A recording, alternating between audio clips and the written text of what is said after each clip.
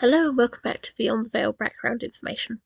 We're doing part of the culture section today. Now, the culture section of this is literally relating to aspects of my Beyond the Veil universe and my paranormal romance writing and stuff.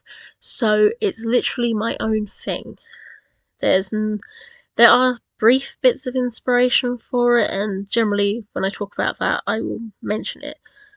So it's mostly just things that you need to understand or you might be curious about with the Veil, like some of its history and things. And we're doing the last one of the regions of the Veil section. So we've talked about the underwater realm, we've talked about the dream realm, we've talked about the pink veil, and now we're going to talk about the red veil or crimson veil as it's sometimes called. Now I will give you a quote from one of the stories it's mentioning, and then I think with this one I will just talk the history of it as best I can. Right, so let's get started. It wouldn't be a problem if it weren't for the fact that the demons are harming anything with a soul, enslaving them, and everyone is becoming a drone just to stop themselves attracting attention. They can't even think bad things because of the dream demons. I can't accept we just leave the dragon to destroy the eastern nations of Europe, especially when it's threatening our companions of East Asia too. We need to do something. The Red Veil cannot be permitted. It's a quote from the Viper King. In June 1908, near the Tunguska River, not sure if I'm pronouncing that right, in the eastern Siberian taiga, an asteroid hit the Earth and blasted 80 million trees. Around Europe there was seismic activity and also within the Veil. Where it had landed near the Veil, something had been enduring a deep and terrible slumber, trapped beneath the permafrost and kept from bubbling up to the surface until then. Its prison cracked, and the poisons that seeped up from the creature's foul existence entered the air.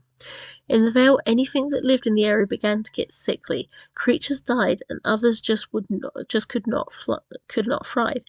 The illness slithered around the whole of Siberia and eventually travelled southwards, going eventually into Manchuria in the east and the Caucasus in the west. The sickness settled only in these regions, and many died. Even vampires were sickly briefly. And that was when they knew exactly what had happened. A dragon demon had been awoken. The actual creature began to emerge slowly. Its body was a brilliant, hideous red, with its scales seemingly melting into the earth beneath it. The being made of the melting pits of hell until it found a great bear to claim and become its mouthpiece. By this time, the Russian clan of Ubitsia were in arguments with each other. Old Vlad was showing his age, and many believed the cunning old wretch might actually drop dead soon. The battle for succession was causing factions to form under family members within the Russian Veil, and it was the perfect time for the dragon to become involved. It did as it was bound to, spreading disease, disenchantment, and distress, lying and manipulating until discourse filled the region. When an uprising began, with family members killing one another, and Vlad himself was in danger, it was soon learnt that there was indeed a dragon demon in Siberia. Vlad managed to call his people together and send them out to kill any living creature that dared get close to the being and the region, trying not to feed the creature with misery, but to keep it hungry until it went back to sleep. He managed to maintain the control carefully until the 1920s, when one of his own grandsons dared to take a peek at the dragon and was utterly possessed. With a vampire to feed from, the dragon became huge and its skin settled.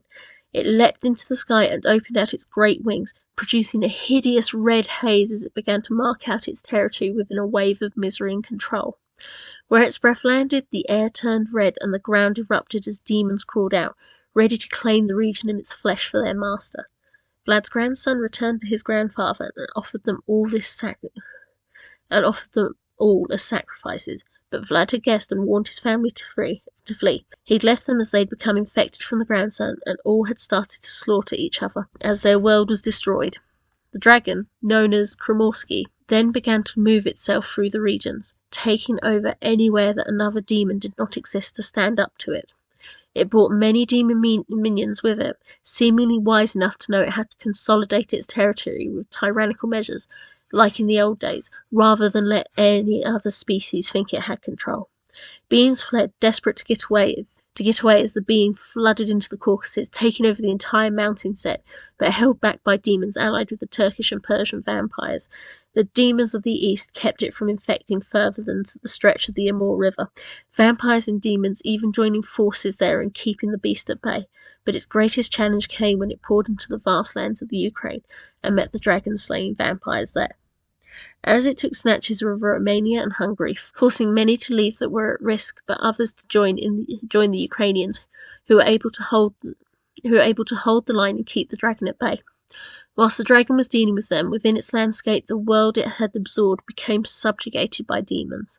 Those who had souls were made miserable workers, forced to live in fear that any thought that dared to show off any sign of sin might end with them having themselves grasped and their soul feasted on, or their bodies wounded to increase the fear and feed them more.